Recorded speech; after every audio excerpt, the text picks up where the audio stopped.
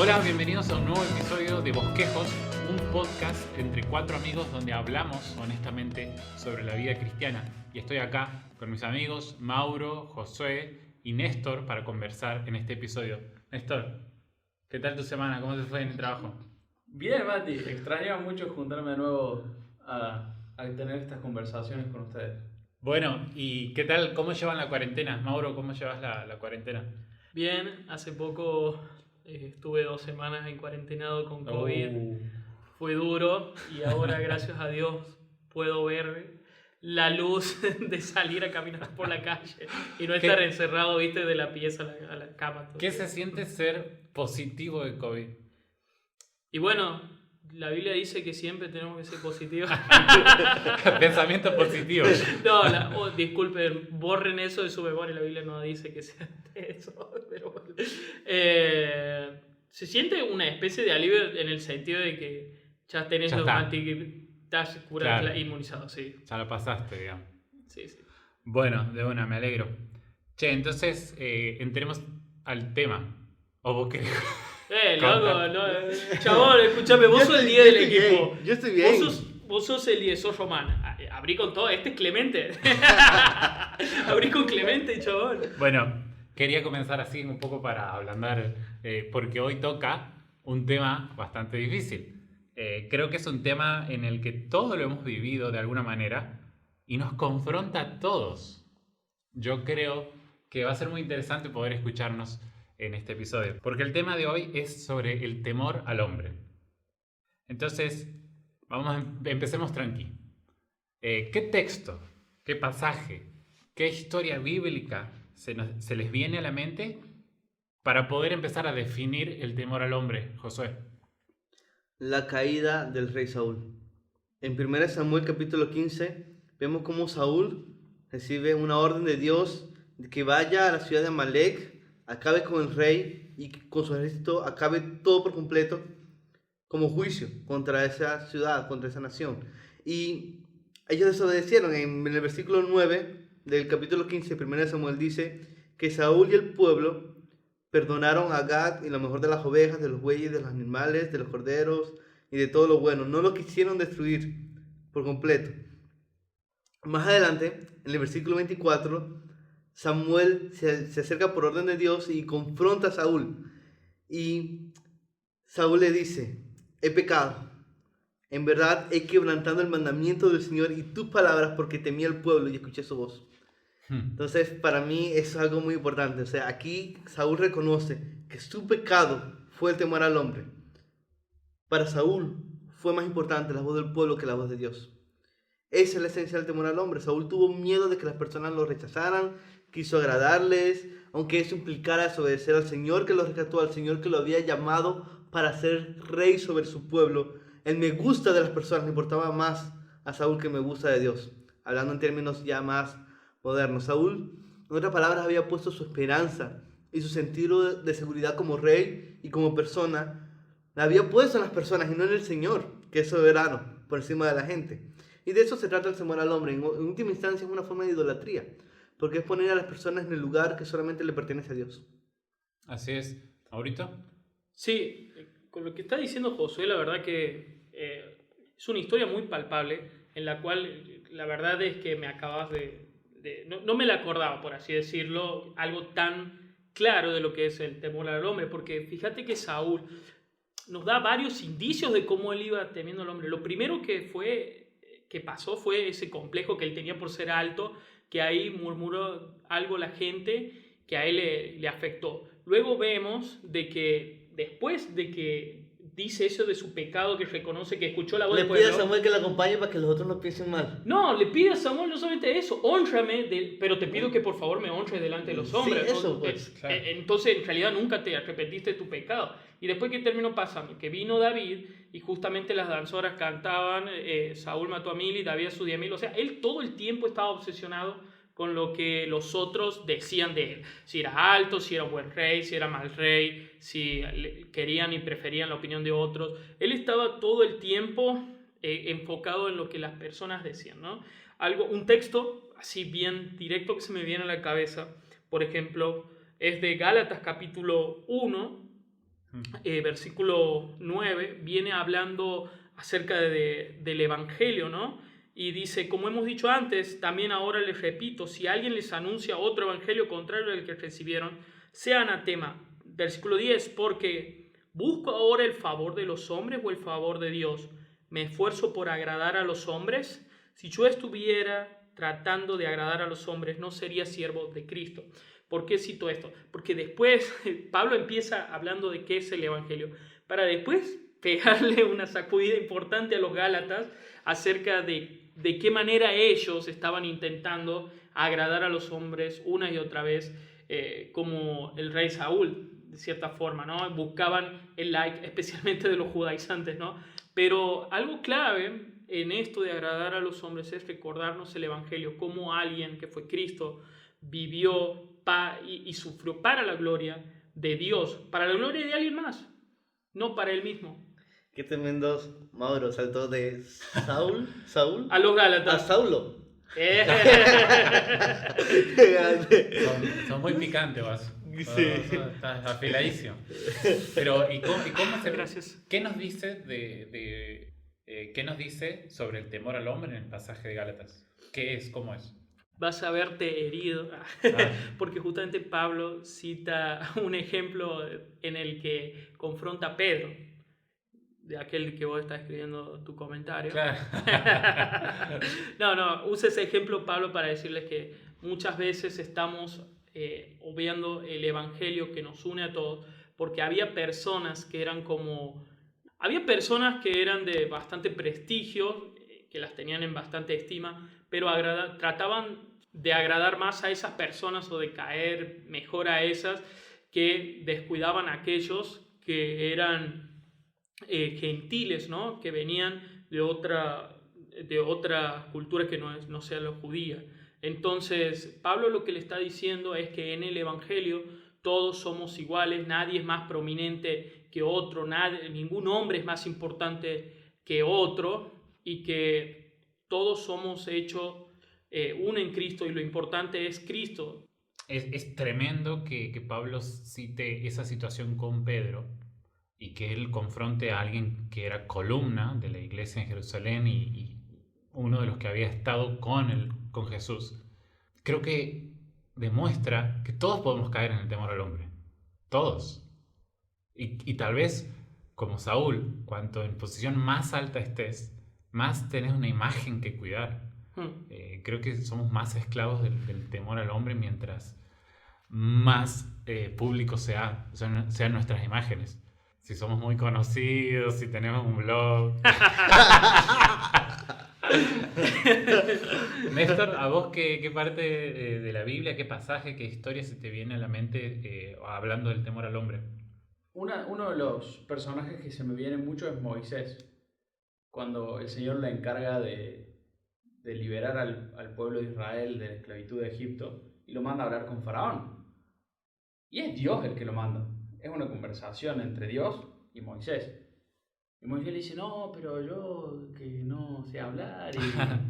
Y si bien era una falta de ponerle autoestima de él, pero es ese temor al Faraón, a lo que Faraón podría decir, a lo que Faraón iba a decirle, porque él se iba a enfrentar ante la figura más grande del reinado de ese momento. Sí. Y era Dios el que lo estaba mandando. Entonces, a mí Moisés me da un ejemplo de cómo un gran hombre de Dios puede aún así tener temor al hombre, tener temor al qué dirán, tener temor a lo que un semejante puede hacer. Y algo curioso que encontré hace unos años estudiando esto del temor al hombre fue de que en el salmo, hay un salmo, que es el Salmo 118, el salmo que está justo en el centro de la Biblia. Si te fijas hacia adelante o si te fijas hacia atrás, tenés 539 capítulos antes y 539 capítulos después. Eso no, te da... Te creo porque no los conté. Eso te da la suma de 1118. 1118 es 118.8. O sea, el pasaje central del Salmo 118 es el versículo 8. Y ese versículo, el Señor dice... Qué intriga. Quiero saber qué dice ese versículo. Ahora temo a Néstor y sus cálculos matemáticos. ¿Cuánto tiempo te tardaste contando cada capítulo? Sí, chaval, no de sacar esa Big Data. Sí, el eso. curso que está haciendo, esa Big Data, chaval. El Salmo 118.8 dice: es mejor refugiarse en el Señor que confiar en la gente. Amén. Es mejor refugiarse en el Señor que confiar en los poderosos. Y se me había perdido porque había estado buscando en Jeremías 17, versículo 5, donde Jeremías le dice al pueblo: esto dice el Señor, maldito el ser humano que confía en su semejante, el que apoya en otros seres humanos, el que se apoya en otros seres humanos, mientras se aparta del Señor. Es como decía Josué al inicio: el temor al hombre no es otra cosa que idolatría. Es un pecado porque es darle un lugar al hombre que le corresponde solamente a Dios. Y la razón por la que el temor al hombre es un pecado demasiado común es porque luego de nuestro pecado, luego de la caída, nosotros hemos sacado a Dios como el centro de nuestras vidas. Y las personas nos hemos dado cuenta, las personas pueden hacernos favores, pueden traernos seguridad, pueden hacernos daño. Es muy fácil ser gobernado por las otras personas cuando Dios no es lo más importante para nosotros. Me gusta mucho cómo lo explica un autor, como hemos perdido una visión grande de Dios por nuestra caída, por nuestro pecado, las personas lucen más grandes de lo que realmente son. Yo estaba pensando en la historia de Abraham. Él, por temor a hombres, a reyes, mintió acerca de su propia esposa y decía, no es mi hermana. Y lo hizo 2 veces. Y lo hizo 2 veces. ¿Por qué lo hace? ¿Me entendés? Y creo que uno de los frutos, uno de los efectos del temor al hombre es que nos lleva a mentir. Y a mentir descaradamente. Y a mentir en daño a gente que amamos. ¿Qué otros efectos, qué otros frutos produce el temor al hombre? Piensen ustedes. Inseguridad. Justamente estos complejos, se podría decir el caso del rey Saúl, estos complejos nacen de una inseguridad del corazón y que nuestra seguridad no está puesta en ese Dios grande del que decía Josué justamente, están puesta en hombres, en personas pequeñas, incluso en nosotros mismos. Y lo que va a producir eso es que si nunca va a ser suficiente agradar a los hombres. Primero por una premisa fácil que no podemos agradarle a todos. Esto es así, o sea, no le vamos a caer bien a todo el mundo, digamos, y vamos a estar buscando satisfacer esa necesidad, porque el pecado de raíz es la idolatría, como decía José. Nunca va a terminar de satisfacerse esa idolatría que tenemos en todas las personas del mundo, es decir, a alguien le vas a caer mal, vas a tener roces con algunas personas, con tus jefes, con las personas de tu congregación, aquellos a quienes lideran. Y si tu seguridad no está puesta en Dios, vas a sentir mucha inseguridad y vas a ser, perdón que lo diga, una especie de títere, o sea, vas a querer agradarle absolutamente a todo el mundo y buscar que te quieran todos, y vas a hacer de una forma con unas personas y de otra forma con otros, y nunca vas a terminar de agradar a todos. Pienso mucho en el pasaje que ya mencionamos de pasada, pero quisiera leerlo en Gálatas 2. Dale. Pablo dice: cuando Pedro vino a Antioquía, me opuse a él cara a cara, versículo 11, porque él era digno de ser censurado. Porque antes de venir algunos de parte de Jacobo, es decir, personas que venían de Jerusalén a Antioquía, Pedro comía con los gentiles, es decir, comía con los cristianos que no eran judíos. Pero cuando aquellos vinieron, Pedro empezó a retraerse y apartarse porque temía a los de la circuncisión. Es decir, Pedro temía a los que los judíos pudieran decirle o hacerle por comer con no judíos. Y sigue diciendo Pablo que el resto de los judíos se le unió en su hipocresía de tal manera que aún Bernabé fue arrastrado por la hipocresía de ellos. Pero cuando vi que no andaban con rectitud en cuanto a la verdad del evangelio, dije a Pedro delante de todos: si tú, siendo judío, vives como los gentiles y no como los judíos, ¿por qué obligas a los gentiles a vivir como judíos? Aquí está muy claro que Pedro temía al hombre, temía a los de la circuncisión en particular. Y esto me recuerda que un efecto del temor al hombre es la falta de integridad, es la falta de consistencia. Y esto es algo que podemos modelar a otras personas como Pedro modeló. a Bernabé incluso. Sí. Que Bernabé, eso debió haber sido muy importante para Pablo, porque Bernabé estuvo en su primer viaje misionero y Bernabé sabía que los gentiles creyentes eran parte del verdadero pueblo de Dios. Él lo había visto de cerca. Él les predicó el evangelio. Y aún así fue arrastrado a la hipocresía por otras personas.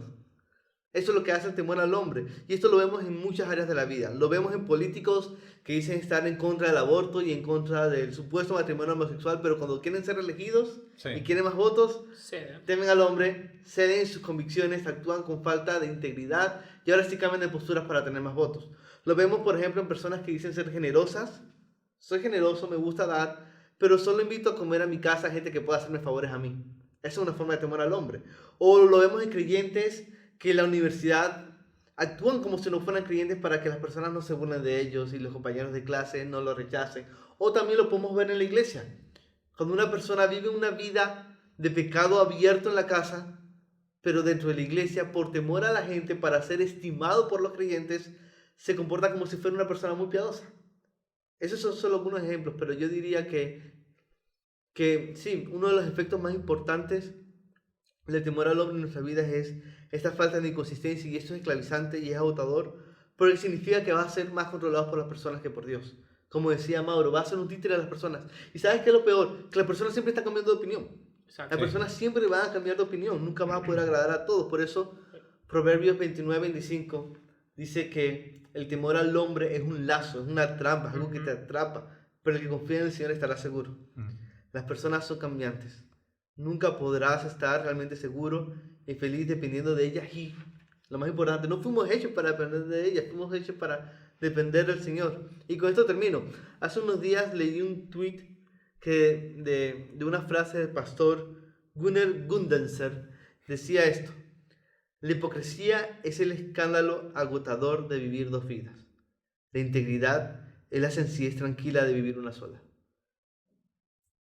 El temor al hombre nos quita esa vida tranquila y sencilla. Yo le sumaría un efecto más Sí. a todo lo que están diciendo, y creo que es el perfeccionismo. Mm. A veces hablamos de un extremo, ¿no? Del temor al hombre, es decir, bueno, personas con amiguismo, lo que mencionaban ustedes recién. Y por ahí no vemos del otro lado, donde decís, che, es una persona que anda muy bien, mirá cómo le mete empeño a las cosas. Y una cosa es la excelencia, pero otra cosa es el perfeccionismo. Y muchas veces el perfeccionismo viene asociado a un temor a que tengo que ser el mejor, sí o sí, porque tengo que agradarle a tal, porque tengo que hacer esto mejor que cualquier otro. Y ese es un efecto que considero que es muy, muy particular del temor al hombre también. Sí, sin duda. Yo creo que se puede expresar el temor al hombre, se puede expresar de infinitas Por maneras. eso es tan sutil. Por eso es Y tan por sutil. eso mucha gente lo tiene y no lo reconoce. Porque cree que solamente se trata de un solo aspecto, cuando en realidad es un pecado con muchas variantes.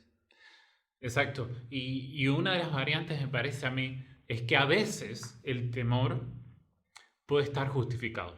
Porque a veces sí nos engaña, pero a veces es cierto que nos van a matar. Bueno, tal vez en el mundo en el que nosotros vivimos ahora, aquí, tal vez no sea así de evidente.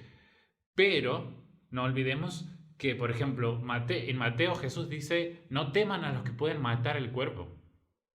Teman a Dios que puede matar el cuerpo y el alma. Pero la muerte era real. Pedro les dice también, en su carta les dice a los cristianos de lo que hoy es la región de Turquía, les dice de que no teman, ni se turben, ni tengan miedo por causa de esas personas, sino aprendan a sufrir y santifiquen a Dios en su corazón. Y aprendan a soportar el sufrimiento como cristianos, un sufrimiento justo. Entonces hay situaciones en las que el temor a otras personas, ¿no?, puede ser real, pienso yo, ¿no? Sí. Muy real. Pero y entonces, si ese temor es real, ¿cómo no entregarme a ese temor? ¿Cómo vencer ese temor que puede estar justificado? Es descansando en la soberanía de Dios y es temiendo más al Señor que a los hombres. Lo que necesitamos no es menospreciar a las personas. Lo que necesitamos es apreciar más a Dios. Amén. Cuando mi vida está en peligro, por ejemplo, en este caso extremo y violento del temor al hombre, cuando temo que alguien me haga daño a mí con violencia, por ejemplo, mi confianza debe estar en que el Señor es quien cuida mi vida. Exacto. Y que Dios va a jugar todas las cosas y que yo puedo descansar en Él. Yo no puedo decir, esa pistola que me estaba apuntando no es gran cosa. No, yo debo decir, mi Dios es más grande que esa pistola. Sí. Y puedo confiar en Él y vivir tranquilo. Y eso es lo que Jesús le dijo a los discípulos cuando los envió a la misión en Mateo 10. Y es lo que nos dice a nosotros todavía, ¿no? Confiemos en el Señor, descansemos en Él. No vamos a ser imprudentes, por supuesto. Hay que orar que el Señor nos dé sabiduría. Y eso es lo que también sigue diciendo Jesús. Dice, ustedes tienen que ser mansos como palomas, pero astutos como serpientes. Ya hemos hablado sobre reyes, amalecitas y judaizantes. Vengamos a nuestros días hoy. ¿Qué situaciones comunes hay hoy entre los cristianos, entre nosotros, en los que se puede ver temor al hombre? Navegar en redes sociales. Totalmente. Las redes sociales están diseñadas para aprovecharse de ese temor común en el corazón del hombre. Cuando te destacan cuántos me gustas tienes, cuando te destacan cuántos comentarios tienes, cuánta gente te está siguiendo, incentivan en ti esa comparación, te dan esos golpes de dopamina que promueven una sensación adictiva, placentera y que te lleva a querer más y más y más de eso. Y es realmente esclavizante. Se ha comprobado que cuando estamos en redes sociales y publicamos algo, nosotros somos expuestas en nuestra mente como si estuviéramos en un casino. ¿Cuántos me gusta voy a tener? ¿Cuántos comentarios? ¿Cuántas personas nuevas me van a seguir? Y esa sensación de incertidumbre y de estar atento a eso realmente se convierte en un círculo vicioso para muchas personas. Y nos recuerda una vez más la verdad de Proverbios 29-25. El temor al hombre es un lazo, pero el que confía en el Señor está seguro. Entonces yo diría que realmente es un peligro muy latente en las redes sociales. Siempre hay ocasiones en las que aflora nuestro temor al hombre y debemos examinarnos y llorar que Dios nos dé sabiduría. ¿Por qué estoy publicando lo que publico? ¿Para lucir genial? ¿Para lucir más sabio? ¿Para lucir más espiritual? ¿O realmente para servir a otros y glorificar a Dios? Serían algunas preguntas que pudiéramos hacernos. ¿Qué otras áreas de la vida hoy uno puede ver que hay temor al hombre? Yo creo que hoy en día en las iglesias podemos verlos de diferentes formas, o sea, siempre dibujado y como decíamos recién, es algo muy sutil. Vas a ver gente intentando quedar bien con otros, con pastores, o sea, vas a ver un hermano tratándote mal a vos y de repente con un pastor hablando con un vocabulario que jamás lo escuchaste, una apariencia de piedad tremenda. Mentiras, la manipulación, el legalismo, creo que son todos efectos que demuestran el temor al hombre porque quiero caer bien a otros, quiero de una forma quedar bien con uno y con otro. De hecho, en la iglesia podrías verlo de cómo quizás, lo he escuchado de nuestros ancianos, ellos cuentan cómo la disciplina es un proceso muy difícil dentro de la iglesia, porque cuando te toca disciplinar a alguien que es cercano a vos, es mucho más difícil. Y entonces dentro de los ancianos, ellos mismos hablan de la importancia de tener un cuerpo de ancianos, donde la disciplina para los miembros sea siempre bíblica y no en base al amiguismo que Latinoamérica está tan pegada. Y esta semana, justamente leyendo algo sobre el tema del temor al hombre, encontré una cita en un escrito de Nine Marks, y ellos citan a un autor ahí, y este autor dice lo siguiente, dice, algunas veces preferiríamos morir por Jesús en lugar de tener que vivir para Él. No obstante, si tomar una decisión por Jesús significa que podríamos pasar años siendo impopulares, ignorados, pobres o criticados, entonces hay muchísimos cristianos que ponen temporalmente su fe en la repisa. En otras palabras, mátame, pero no impidas que sea querido, apreciado o respetado. ¿No son más populares los viajes misioneros que nos llevan lejos de nuestro propio vecindario? Rusia es muy fácil, pero nuestro propio vecindario es un desafío constante. Sí. Algo que yo veo en mi vida, una forma muy común de temor al hombre, es la comparación. Uh-huh. Suele saltarme bastante cuando yo veo la vida de otras personas y los comparo conmigo, con los logros, los títulos humanos, la famosa, acá en Córdoba tenemos una forma de decirle la chapa, ¿no? De los títulos que tiene alguna persona, la chapa. Y somos muy muy propensos a que te tiren esa serie de títulos y de nombres, de logros que han adquirido. Y yo suelo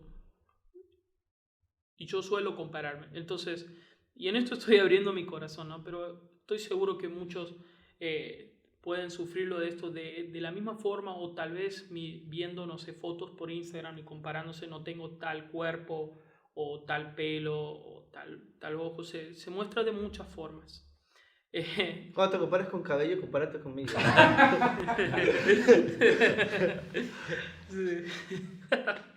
Te quiero, amigo. Lo sé. Y yo creo que una de las formas de combatir esto, de la famosa titulitis que tenemos, ese hambre por querer tener un renombre en la sociedad, se me viene a la mente Pablo en Filipenses, ¿no? Cuando dice que cuántas cosas era yo, nacido de la tribu de Benjamín, que él había sido fariseo, judío, romano también, pero cuántas cosas para mí eran ganancia y ahora son estiércol por Cristo. Es decir, Él le dio la espalda a los nombres, a los títulos que el mundo le podía dar para atesorar a Cristo, ¿no? Entonces, eso es algo que en mi vida constantemente lo tengo que hacer, porque es una tendencia de mi corazón caer en eso. De hecho, una de las cosas prácticas que he hecho este último tiempo fue cerrar mis redes sociales, porque notaba que había eso en mi corazón y me salí de ahí. Sí, yo retomando un poco lo que decía Néstor acerca de dentro de la iglesia, yo quiero contar algo. Cuando llegué a la iglesia acá a crecer, obviamente como uno entra acá y llega y hay como un ambiente, ¿no?, de los reformados, entonces hay ciertos niveles de lectura que tenés que tener. Algo que en otras iglesias no sucede. Entonces me acuerdo, fue muy, muy chistoso y hoy miro hacia atrás y me río, pero en una conversación un chico me dijo, no, porque Calvino en las instituciones, qué sé yo, y me hizo la pregunta, ¿vos lo leíste? Yo jamás lo había leído. Pero era tan fuerte, digamos, el hecho de querer ser reformado, ¿no?, en ese momento, que le dije, sí, ¿cómo no vas a leer Calvino? Terminó esa conversación, yo volví a mi casa, busqué, no en mi casa, pero busqué los libros de Calvino y me los leí, porque no quería quedar mal delante del estándar de lo que tenemos que es leer y quiénes somos y qué creemos. Y a veces me parece a mí que en nuestros círculos reformados hay una gran presión a hablar como sobreentendido. No, porque viste lo que dijo el tal puritano, y vos tenés que decir que sí, porque vos leíste a los puritanos. Sí, hermano, y pienso mucho en que las redes sociales a veces evidencian mucho eso. Algo que he podido notar es que muchos jóvenes, al no tener una plataforma o un ministerio reconocido por otros en su iglesia y al sentirse tal vez menospreciados allí, acuden a las redes sociales para alardear ese conocimiento teológico y sentirse reformadores o líderes influyentes por la aprobación inmediata que puedan recibir allí. Y esa es una forma en la que las redes sociales y el temor al hombre que nosotros cargamos con nosotros en todo tiempo puede alejarnos de nuestras iglesias locales o incluso de nuestras familias. El temor al hombre realmente, vuelvo una y otra vez a este versículo, es un lazo, algo que te esclaviza, algo que te tiene. Y lamento mucho que hayas tenido que leer Calvino en ese contexto, hermano. Porque es que en serio, son 2 librazos larguísimos. ¿Leíste la versión de un solo volumen o 2 volúmenes? Leí. No, los 2 volúmenes. Está en 2 volúmenes, pero si vos ves, son 4 libros, ¿no? Libro 1, libro 2, libro 3, libro 4. Yo leí hasta el libro 3. El libro 4 dije, nadie me va a preguntar el libro 4. y eso es lo que leí. Entonces, es chistoso porque después tuve que, para preparar algún mensaje o para cosas así, tuve que volver a consultar porque no me acordaba nada. Volver a consultar y más descansado pude entender mejor la teología y lo que él estaba expresando. Me pareció mucho más rico para mi corazón que que en el momento cuando lo leí solamente para aparentar, y lo leí solamente para poder tener una conciencia tranquila y decir, sí lo leí. Bueno, menos mal que no dijiste, yo he leído todo a Joel Osteen. Sí, sí, definitivamente creo que hay como nos comparamos demasiado en lo que es de lectura y tenemos que ser más cuidadosos, más amorosos entre nosotros mismos y en ese sentido creo yo. Amén. Bueno, hemos hablado del temor en sus varias facetas, en cómo se demuestra, los efectos que tiene, en cómo lo hemos vivido nosotros mismos. Pero hablamos ahora entonces, ¿cómo podemos vencer el temor al hombre? Conoce a Dios como tu Dios. En el Salmo 27, versículo 1, David dice, el Señor es mi luz y mi salvación. ¿A quién temeré? El Señor es la fortaleza de mi vida. ¿De quién tendré temor? Cuando los malhechores vinieron sobre mí para devorar mis carnes, ellos, mis adversarios y mis enemigos, tropezaron y cayeron. Si un ejército acampa contra mí, no temerá mi corazón. Si contra mí se levanta guerra, a pesar de ello yo estaré confiado. Y me encanta este pasaje porque David me está diciendo, el Señor es luz y salvación y fortaleza. David está diciendo, el Señor es mi luz, mi salvación, mi fortaleza. Eso nos recuerda la importancia de si vamos a leer la Biblia y si queremos conocer a Dios, no conocerlo como un concepto aislado, sino entender que realmente Dios está a favor de nosotros. Hay un mundo de diferencia entre saber que Dios es soberano y saber que Dios es soberano a mi favor. Hay un mundo de diferencia, saber que Dios es poderoso y saber que Dios es poderoso y me ama. Y empuña su poder para orquestar todas las cosas en mi vida para mi bien y para su gloria. Y cuando pienso mucho en esto, no dejo de caer en asombro ante el hecho de que nosotros hoy tenemos una demostración del amor de Dios mucho más grande que la que conoce David. Nosotros tenemos la cruz de Cristo. Sí. En la cruz de Cristo nosotros tenemos la evidencia máxima y suprema del amor de Dios y entender que Dios realmente está a nuestro favor. Por eso que Romanos 8 dice, si Dios es por nosotros, ¿quién contra nosotros? El que no escatimó ni a su propio Hijo, sino que lo entregó por todos nosotros, ¿cómo no nos dará también con él todas las cosas? Allí conocemos el amor de Dios. Y por medio de ese evangelio nosotros, por medio de la fe, somos justificados, y no solamente justificados, que es declarado justos delante del juez, sino que también somos adoptados. Sí. Dios nos cuida, podemos descansar en Él, tenemos realmente su me gusta por gracia, ya no debería paralizarnos si tenemos el me gusta de los hombres o no lo tenemos. Tenemos la aprobación de Dios, nos ha hecho sus hijos, nos ha tomado, nos ha recibido en su familia, aunque estábamos perdidos, aunque nosotros no somos dignos, aunque nosotros somos pecadores. Él nos ha mostrado su amor de esa manera. Podemos descansar entonces en su soberanía, podemos descansar en Él, podemos estar satisfechos en su gracia. Los aplausos que no tenemos de las demás personas, no los necesitamos para estar satisfechos en Dios. Y las cosas malas que otros puedan hacernos, no pueden frustrar el plan de Dios, sino que más bien son usadas por Él para nuestro bien y para hacer avanzar ese plan. Entonces cuando pienso en el Evangelio, pienso en lo que Dios es a favor de nosotros y lo que Él dice de nosotros que somos para Él, sus hijos.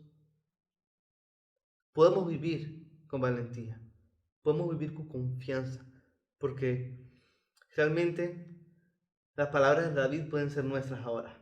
El Señor es nuestra luz y nuestra salvación. ¿A quién temeremos? El Señor es la fortaleza de mi vida. ¿De quién tendré temor? Yo creo que esa es la clave para vencer el temor al hombre. Sí. Conoce a Dios y conócelo como tu Dios. Cuando Samuel lo confronta a Saúl en ese pasaje, en 1 Samuel 15, versículo 15 también, dice que Saúl le responde que esas cabras son de Amalek, lo han traído porque el pueblo perdonó lo mejor de las ovejas y de las vacas para sacrificarlas a Jehová. Y acá viene la clave, le dice, para sacrificarlas a Jehová tu Dios.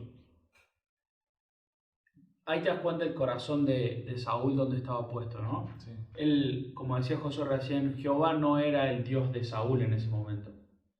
Saúl tenía un temor más grande que no era el temor de Dios, no era su Dios. Y creo que esa es justamente una de las claves para superar el temor al hombre.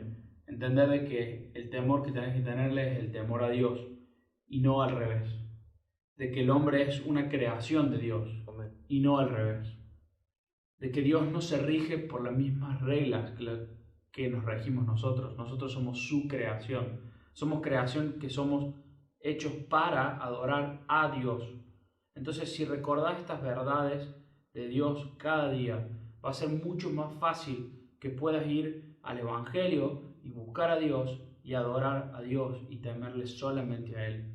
Buscar la seguridad en la palabra de Dios. No busques la seguridad en la afirmación de un hermano, en la afirmación de un amigo. No busques tu seguridad en las redes sociales.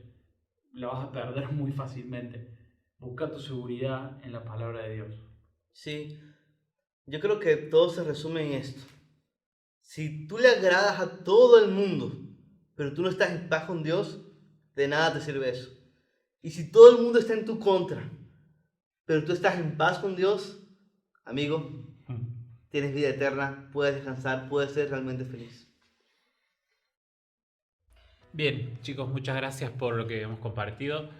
Y bueno, esperamos que sea de edificación para los que nos escuchan y que podamos orar para que Dios nos muestre en qué áreas estamos teniendo temor al hombre, cómo se está expresando en nuestra vida y que podamos recurrir al Evangelio, que podamos hacer de Dios nuestro Dios, el que nos cuida, el que nos guarda, en quien hemos encontrado la aprobación que necesitamos. Muchas gracias por escuchar este episodio. Los invitamos a seguirnos en nuestras redes sociales. Estamos en Facebook, en Twitter, en Instagram y en algo más. No, nada más. No postemos nada, pero estamos ahí. Estamos ahí. Estamos en Spotify, en Apple Podcast. ¿Existe eso? Existe. Bien. Existe. Y bueno, que puedan escuchar nuestros episodios, puedan compartirnos con sus amigos y los esperamos en el próximo episodio.